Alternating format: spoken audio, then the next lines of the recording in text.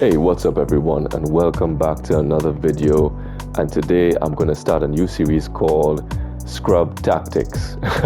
So it's all about, those moves that we encounter on ranked or online matches, or even against your friends online, where they keep spamming certain moves and they keep beating you. So today we're going to focus on Ken's Dragonlash. So it tends to give people a lot of trouble. Because let me just show you guys. If you go right here, I think this is it. Oh no, that's something else. Oh lord, yeah, that's another scrubby move as well. Let's see. Oh no, I have all kind of stuff here. Let's just clear everything. We're trying to do this live. So Heavy Dragonlash, it's +1 on block. So what this does essentially is that it provides a nice mix-up game for the Ken player, because right after Heavy Dragonlash, he could crouch jab, or he could decide whether to throw you, right? So those are his options. So in this case, if he does a jab, and I try to jab, I'll get hit, right? You will get hit. So that's the really frustrating part about the Heavy Dragonlash. So you guys try to jab out of it, you're pressing buttons, but it's not your turn, so you're not supposed to do that. But the thing is that once in a while, they will do the grab. And actually, you can jab out of it.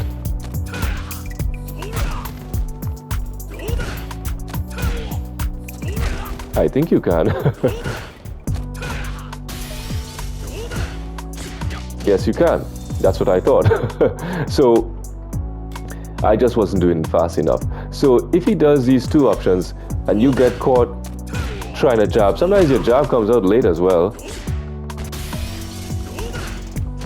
Right? So he tried to throw there, and you're mashing, and he also went for his jab there, so it hits now. So that's the whole guessing game, but you don't want to be part of this guessing game, because something bad could happen, like this. I'm no Ken main, so guys, bear with me. So if he does something like that, I hope I have the timing down. You see, I tried to jab, and he could even go into level 3 from there, so it's more damage you're going to take. So you want to avoid having to guess whether to jab if he's going to throw, or if he's going to actually press buttons, do his light jab into target combo or something else, or he could do a jab into another throw, a tick throw. So you want to avoid that. So the whole idea is there are 3 options basically. They may have more, but I want to focus on 3 basic ones. Usually people say things like this: oh, you could DP if you play for a character that has a DP. But in a real game situation, this is, yes, it's an option, but you're not going to be that fast enough all the time. Even if you have good reflexes or good reactions, you may not be able to do this in game. This is for guys who are professionals, right? Who are professional gamers. So the best thing to do, the first option is, it's a scrub tactic, so you have to beat it with a scrub move as well. Just DI. Right? So scrubbiness meets scrubbiness all the time. So once you see him go in the air, he cannot respond and react to this DI in time. The Heavy Dragonlash, he will not be able to do that. So just to show you guys, I will do a Heavy Dragonlash, and I'll mash DI right after. Okay, just to show you guys. Right? So you're gonna see. See? So once you see him in the air, You have to time it really good. You have to catch him really early, so like you can't wait like here or do it there, because he's going to be able to react it. You have to do it if there's a time into it. Right? So just remember, DI is a first option for you. And if you have the next option, so that's the first one, right, guys? If you want to include your DP and you want to practice your DP, if your character has a DP and you want to use that option to get really good, that's fine by me. You can do that as well. But the next option for me is just simply a jab. See how simple that was? Right? So this big scary move, you just stop it with a jab. And usually a person who does this frequently, you're going to be able to know, okay, he's going for it again.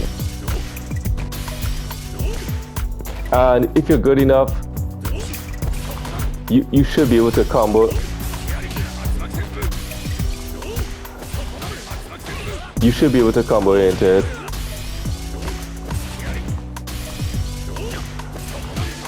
See? Something like that.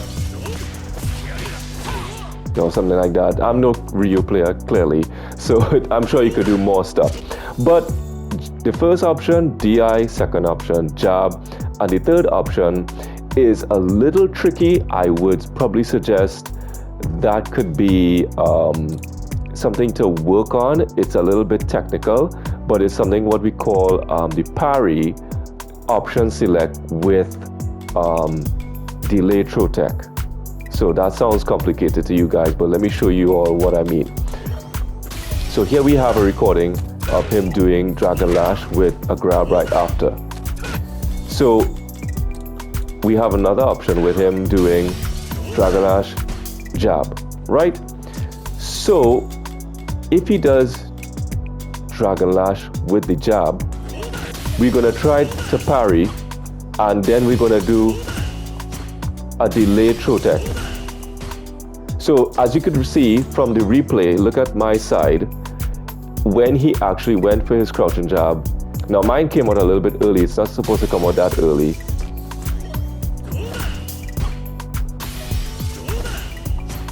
Right? So it's kind of like you're waiting to see what he's going to do, and then you press your delay throw tech right after.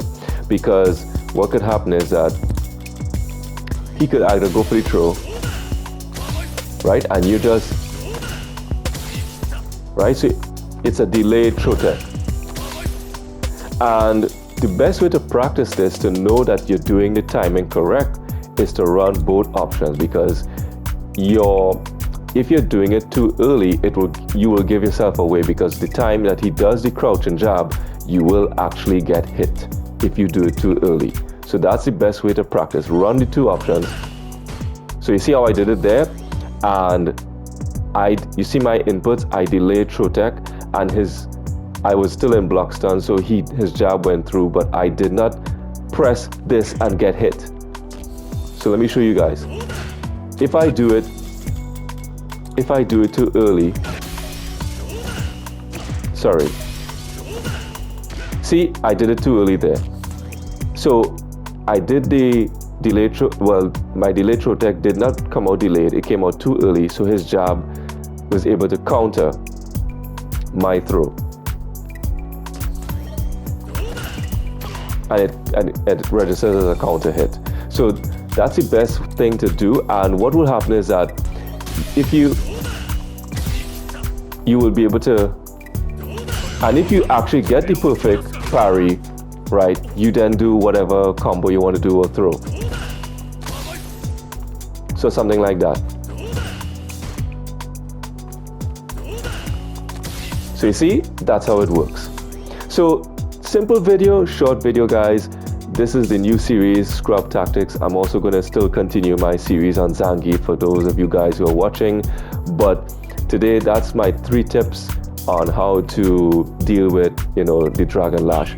But you know what? I have a bit of an extra piece of advice. Now, this may be a little difficult. Well, not difficult. This may be a little risky, Because if you begin to cue in that every time your Ken player goes for, let's just say he does the heavy Dragonlash, but he blocks, this strategy will not work. But if you notice that every time he does the heavy Dragonlash, he is doing something, the best way to throw him off is by just doing a wake up level 1 super, level 3 super, whatever, or wake up DP. So you see, it doesn't matter if he goes for the throw. So in this situation, he's going for the jab. And every time he does heavy Dragonlash, you realize he's always pressing a button, he's always doing something, going for a grab. You could check him, right? Right? Level 1 super, check him.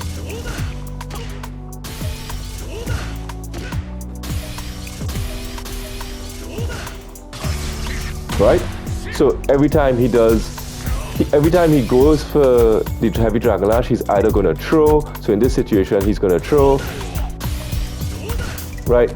He's always doing something. So you could just put him in check him, and now what that does is that it puts him in a situation now where he has to guess what you're going to do. And that's what Street Fighter 6 is really about. It's just about options, changing the options, and seeing how your opponent is going to deal with what you're doing, and then basically adjusting to what your opponent is doing. So that's just the fourth bonus tip that I wanted to throw in there. You could do that, but if you begin to realize right after he's blocking, sometimes he does nothing, he just waits to see what you're doing, then doing a level 1 super, or you see you're exposed now. So that's not a good option. So basically, that's the tip, guys. I almost forgot to throw in that last option there for you guys, but that's what happens when you're doing live commentary and live video game tutorials. So until next time, peace, take care.